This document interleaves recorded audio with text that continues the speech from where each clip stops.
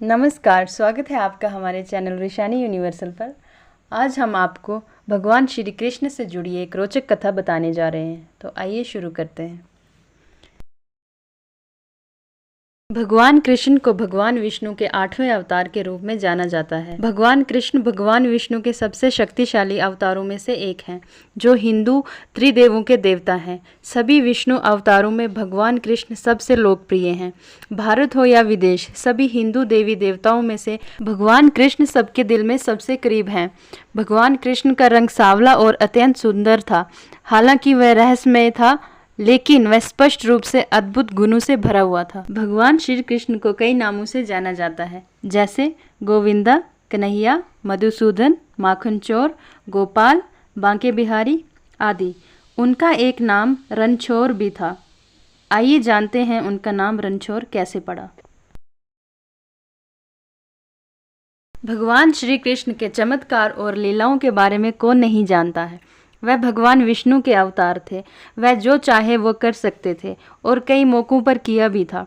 लेकिन एक ऐसा मौका भी आया था जब श्री कृष्ण को रणभूमि छोड़कर भागना पड़ा था, जिस वजह से उनका नाम रणछोड़ पड़ा था।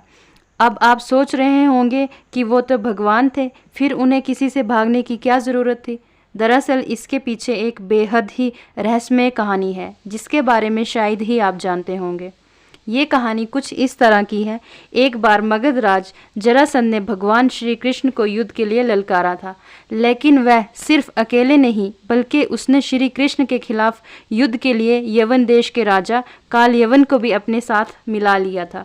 दरअसल काल यवन को भगवान शंकर से ये वरदान मिला था कि ना तो कोई चंद्रवंशी और ना ही कोई सूर्यवंशी उसको युद्ध में हरा सकता है। उसे ना तो कोई हथियार मार सकता है और ना ही कोई अपने बल से हरा सकता है। भगवान शंकर से मिले वरदान की वजह से काल यवन खुद को अमर और अजय समझने लगा था। उसे लगने लगा था कि कोई भी उसे युद्ध में हरा नहीं सकता है और ना ही मार सकता है।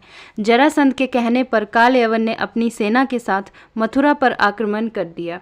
अब चूंकि श्री कृष्ण जानते थे कि काल यवन को वो अपने बल से नहीं मार सकते हैं और ना ही उनका सुदर्शन चक्र उसका कुछ बिगाड़ सकता है, इसलिए वो रणभूमि छोड़कर भाग गए और एक अंधेरी गुफा में पहुंच गए।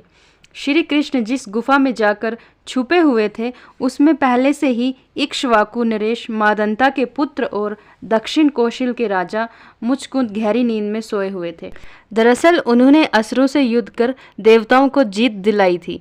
लगातार कई दिनों तक युद्ध करने की वजह से वह थक गए थे, इसलिए भगवान इंद्र ने उनसे सोने का आग्रह किया और उन्हें एक वरदान भी दिया, जिसके मुताबिक जो कोई भी उन्हें नींद से जगाएगा वह जलकर भस्म हो जाएगा। राजा मुचकुंद को मिले वरदान की बात श्री कृष्ण को पता थी, इसलिए वो काल यवन को अपने पीछे पीछे उस गुफा तक ले आए जहां राजा मुचकुंद सोए हुए थे।